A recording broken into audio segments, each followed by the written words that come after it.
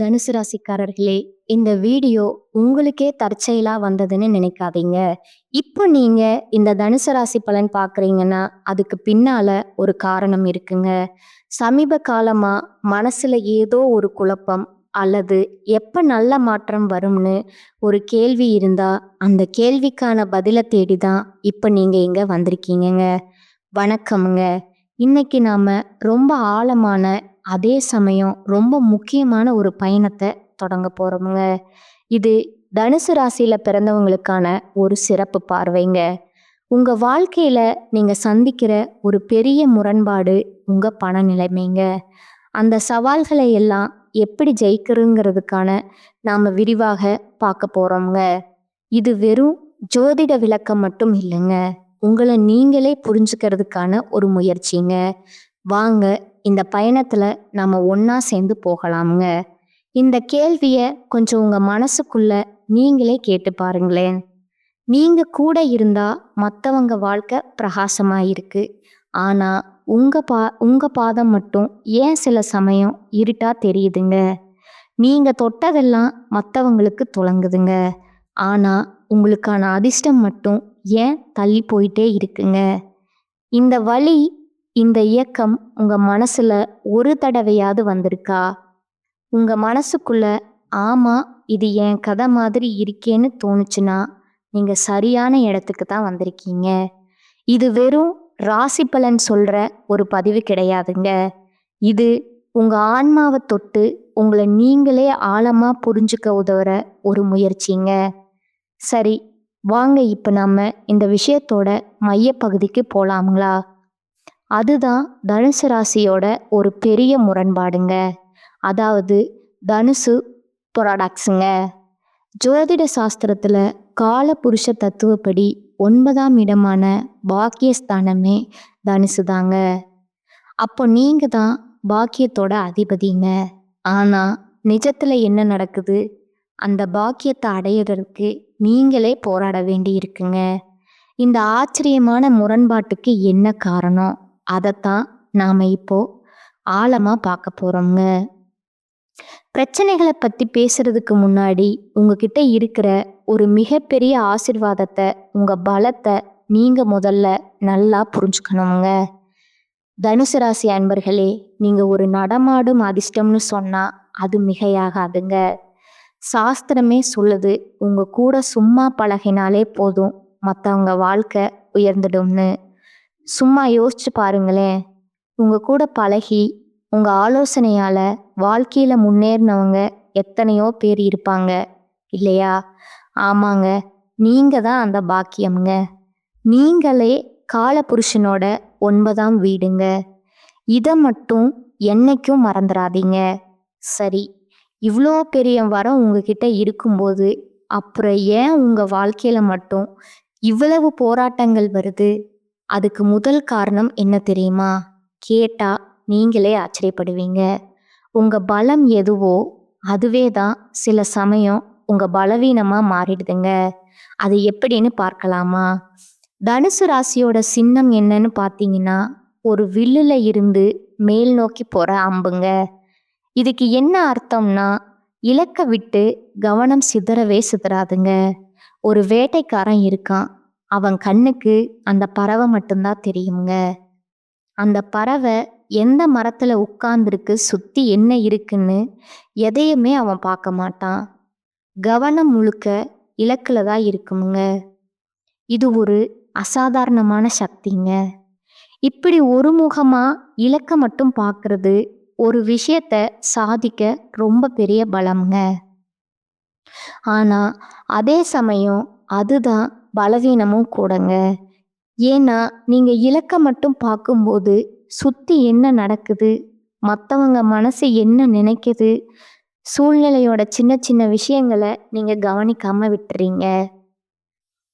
இதனால தான் தேவையில்லாத பிரச்சனைகளும் மனக்கசப்புகளும் வருதுங்க. இந்த ஒரு வரி சில சமயங்கள்ல எது உங்கள் பலமோ அதுவே உங்க பலவீனமாகிவிடுங்க. இது தனுசு ராசிக்காரங்களோட வாழ்க்கைய அப்படியே படம் பிடிச்சு காட்டுதுங்க. உங்க பலத்தை நீங்க கரெக்டா பயன்படுத்தினா அது வெற்றிங்க. ஆனா அதுவே கொஞ்சம் எல்லை மீறி போச்சுன்னா அதுவே பிரச்சனைக்கு காரணமாயிடுதுங்க. இது ஒரு நிமிஷம் அமைதியா யோசிச்சு பாருங்க. இப்போ உங்க பணப்பிரச்சனைக்கும், உறவு சிக்கல்களுக்கும் மிக முக்கியமான ஒரு ஜோதிட காரணத்த நம்ம பார்க்க போறோம்ங்க. இது உங்க ஜாதகத்திலேயே இருக்கிற ஒரு அமைப்புங்க. ஆனா ஒண்ணு ஞாபகம் வச்சுக்கோங்க. விதிய மதியால ஜெயிக்க முடியுங்க. இத கொஞ்சம் கவனமா கேளுங்க. உங்க ராசிநாதன் யாரு? குரு பகவான்ங்க. அவர் உங்க ஜாதகத்துல பணம், குடும்பம், வாக்குஸ்தானம்னு சொல்ற 2ஆம் வீட்ல போய் நீச்சமடைகிறாருங்க. சிம்பிளா சொல்லணும்னா உங்க பணமே உங்க பணவரவுக்கான இடத்துல வீக் ஆகுதுங்க. இதோட விளைவை எங்க வந்து அடிக்கும் தெரியுமா? இதோட விளைவு உங்க வார்த்தைகள்ல தான் வெளிப்படுங்க. நீங்க சும்மா விளையாட்டுக்கு ஒரு வார்த்தை சொல்லுவீங்க. ஆனா அதை கேட்குறவங்க மனசு ரொம்பவே பாதிக்குமுங்க. வேலையில பர்ஃபெக்டா இருக்கணும்னு சொல்லி நீங்க பேசுற ஒரு கடுமையான வார்த்தை ஒரு நல்ல நட்பையே முறிச்சிடுங்க. இதனால தான் பார்ட்னர்ஷிப் பிரியுதுங்க. நண்பர்கள் விலகுறாங்க. குடும்பத்திலையும் சண்டை வருதுங்க. இது எல்லாமே ஒன்று சேர்ந்து உங்களுக்கு வரவேண்டிய பணத்தை நேரா தடுக்குதுங்க. நான் ஒரு நிஜ சம்பவத்தையே சொல்றேன், கேளுங்க. எனக்கு தெரிஞ்ச ஒரு தனுசு ராசிக்காரர். அவர் ஒரு சூப்பரான மெக்கானிக்குங்க.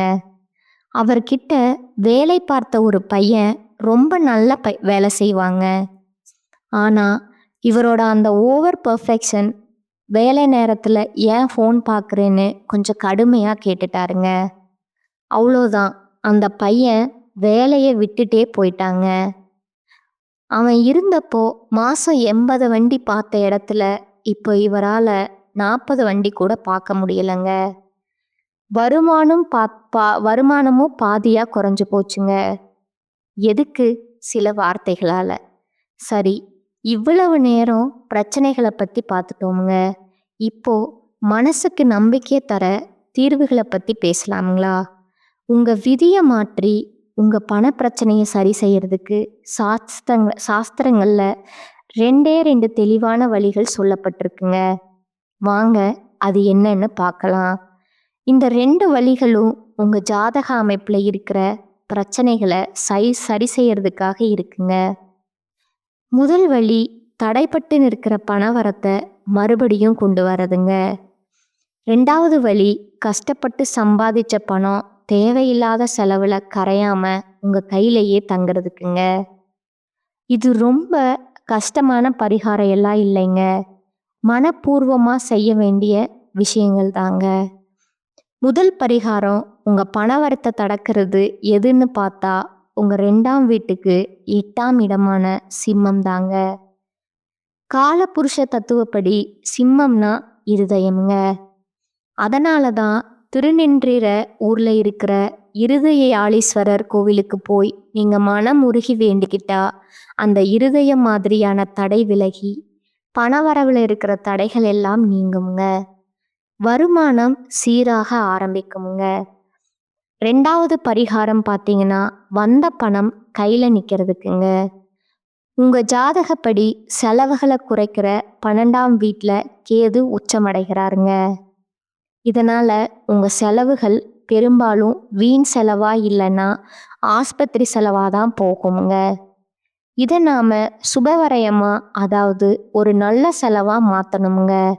அசுப செலவுகளை புண்ணிய செலவுகளா மாத்துறது ஒரு சக்தி வாய்ந்த கர்மா பரிகாரம்ங்க. இதை எப்படி செய்யறதுன்னா, திருவண்ணாமலை கிரிவல பாதையில ஆதரவில்லாம நிறைய பேர் இருப்பாங்க இல்லையா? அவங்க எல்லாரையுமே கேதுவோட அம்சமாக தான் பார்க்கணுங்க. அவங்களுக்கு நீங்க போர்வையோ, பாயோ, சாப்பாடோ, தண்ணியோ உங்களால் முடிஞ்சதை தானமாக கொடுக்கும்போது உங்க வீண் செலவுகள் எல்லாமே புண்ணியமா மாறிடுமுங்க. கெட்ட செலவுகள் தடுக்கப்பட்டு பணம் உங்ககிட்ட தங்க ஆரம்பிக்குமுங்க. இப்போ நாம இந்த பதிவோட நிறைவான பகுதிக்கு வந்துட்டோமுங்க. நாம இவ்வளவு நேரம் பேசினதோட சாராம்சம் உங்க விதியை உங்க கையால மாத்துறதுக்கான சாவிங்க. அதைத்தான் இப்ப பார்க்க போறோமுங்க. இது ரொம்ப ரொம்ப முக்கியமான பகுதிங்க. வள்ளுவர் என்ன அழகா சொல்லியிருக்கார் பாருங்க. இனிய உளவாக இன்னாத கூறல் கனி இருப்ப காய் கவர்ந்தற்றுன்னு. அதாவது நல்ல வார்த்தை இருக்கும்போது கடுமையான வார்த்தை பேசுறது, பழம் இருக்கும்போது காய் பறித்து சாப்பிட்ற மாதிரிங்க. உங்க பிரச்சனைக்கான மிகப்பெரிய தீர்வு 2000 வருஷத்துக்கு முன்னாடியே சொல்லியாச்சுங்க. நல்லா பேச முடிஞ்சா பேசுங்க, இல்லையா அமைதியா இருந்துருங்க. உங்க மௌனம் கூட உங்களுக்கு வெற்றியை தேடி தருங்க. நீங்க எந்த கோயிலுக்கு வேணா போங்க, என்ன பரிகாரம் வேணா செய்யுங்க. ஆனா உங்ககிட்டயே இருக்கிற மிகப்பெரிய பரிகாரம் என்ன தெரியுமா? உங்க நாக்கு தாங்க. உங்க வார்த்தையை தான் உங்க செல்வத்தை உருவாக்குதுங்க. உங்க வார்த்தை தான் அதை அழிக்கவும் செய்யுதுங்க. இந்த ஒரு உண்மையை நீங்க மனசார உணர்ற அந்த நிமிஷம் உங்க தலைவிதி மாற ஆரம்பிச்சிடுமுங்க. அதனால என் அன்பான தனுசு ராசி நண்பர்களே, இன்னைக்கே ஒரு சின்ன உறுதிமொழி எடுத்துக்கங்களேன். உங்க பேச்சை தேன் மாதிரி மாத்துங்க. கடுமையான வார்த்தைகளை இனி பேசவே வேணாம்னு முடிவு பண்ணுங்க. அப்புறம் பாருங்க, உங்க வாழ்க்கை பாதை எவ்வளவு பிரகாசமா மாறுதுன்னு. உங்க அதிர்ஷ்டம் உங்களை தேடி வரும் பாருங்க. உங்களுக்கு மார்ச் 15ஆம் தேதியிலிருந்து உங்களுக்கு சனியுடைய வக்ர நிவர்த்தியானது ஸ்டார்ட் ஆக போகுதுங்க. அதை தொடர்ந்து குருவுடைய வக்ர பயிற்சி, சுக்கிர பயிற்சி, சூரிய பயிற்சி, ராகு கேது பயிற்சி, 5 வருட கிரகங்களுடைய சேர்க்கைன்னு ஒவ்வொரு மாதமும் ஒவ்வொரு பலன்களும் உங்களுக்கு வரக்கூடிய நாட்களில் முழுமையாக கிடைக்கிறதுனால இனி வரக்கூடிய ஒரு 6-7 மாதங்கள் அப்படிங்கிறது ராஜயோகத்தை கொண்டுள்ள ஒரு நாட்களாகவே பார்க்கப்படுதுங்க. முதலாவதா சனியுடைய வக்ர நிவர்த்திங்க.